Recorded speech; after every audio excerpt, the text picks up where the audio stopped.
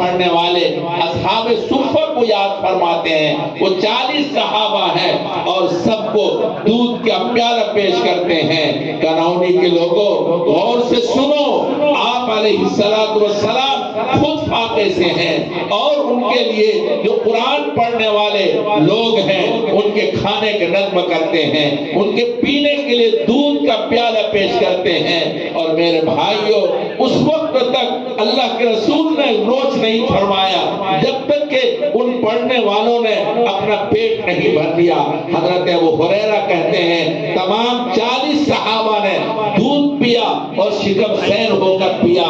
پھر اللہ کے رسول نے مجھ سے فرمایا ابو ہریرہ اب تم پیو. کہتے میں نے پیا, خوب پیا, میں شکم سیر ہو گیا. میں نے کہا رسول اللہ میں نے پی لیا.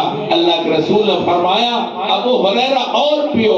کہتے میں نے خوب پیا. پھر اس کے بعد میں اللہ کے رسول صلی اللہ علیہ وسلم نے دودھ کا پیالہ لیا اور خود بعد میں نوش فرمایا.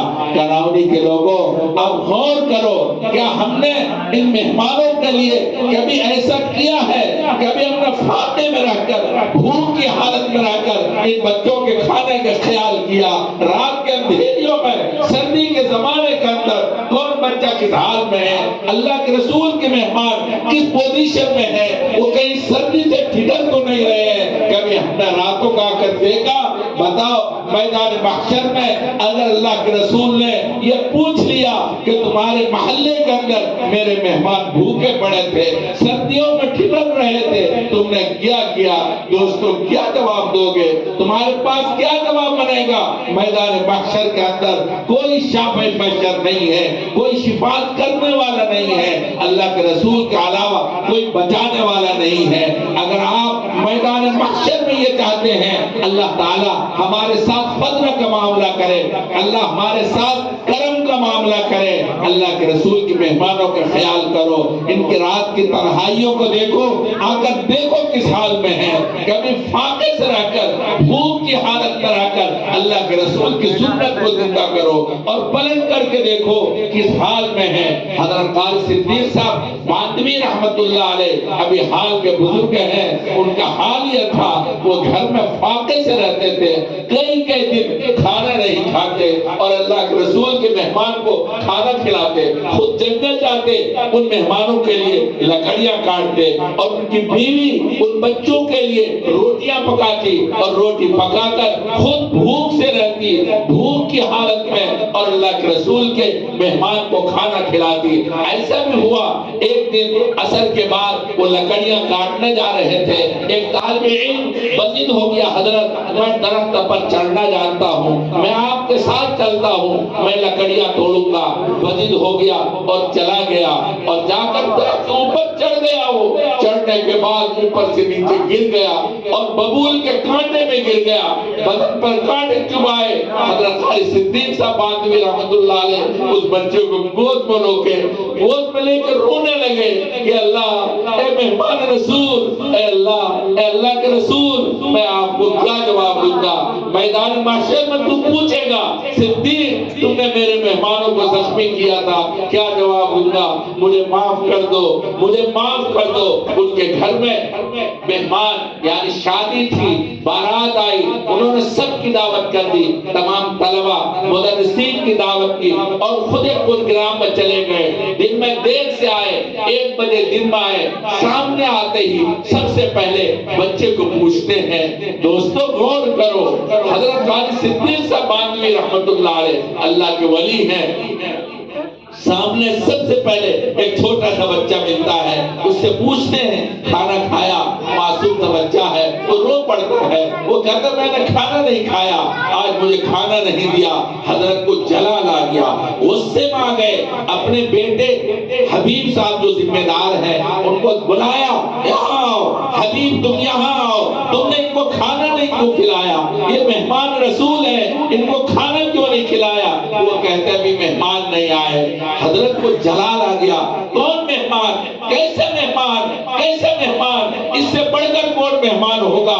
یہ میرے محبوب کے مہمان ہیں, اللہ کے رسول کے مہمان ہیں. میدان محشر میں اگر اللہ کے رسول نے مجھ سے پوچھ لیا صدیق میرے مہمان بھوک بھوکے تھے اور تم نے کھانا نہیں کھلایا، یہ صدیق کیا جواب دے گا؟ میری ساری زندگی کی ساری نیکیاں برباد ہو گئی، جلدی کھانا کھلاؤ، میں نہیں جانتا کون مہمان، یہ میرے مہمان ہیں، ہمارے گھر میں مہمان آتے ہیں، کبھی ہم نے یہ خیال کیا اللہ کے رسول کے مہمان بھی پڑوس میں ہیں، انہوں نے کھایا کہ نہیں کھایا، کبھی پوچھ لیا ہوتا؟ اگر آپ پوچھیں گے اللہ تعالیٰ کے یہاں آپ کا مقام بڑھے گا، اللہ کے رسول کی سنت زندہ ہوگی، اللہ کے رسول کی سنت کا آپ خیال کریں گے، اللہ تعالیٰ آپ کو پیار ملے گا۔ قرآن کریم میں اللہ تعالیٰ نے فرمایا جو میرے محبوب کی اتباع کرے گا، پیروی کرے گا، اللہ تعالیٰ اس سے پیار فرمائیں گے۔ فَاتَّبِعُونِي يُحْبِبْكُمُ اللَّهُ، اللہ تعالیٰ تم سے پیار کریں گے۔ میرے بھائیوں، میں عرض یہ کر رہا تھا، یہ قرآن کریم کے پڑھنے والے اللہ کے خاص برگزیدہ بندے ہیں، جو قرآن کریم پڑھ رہے ہیں اللہ کے منتخب ہیں، اللہ کے چنیدہ ہیں، اللہ کے چھانٹے ہوئے ہیں۔ بس ان بندوں سے پیار کر لو۔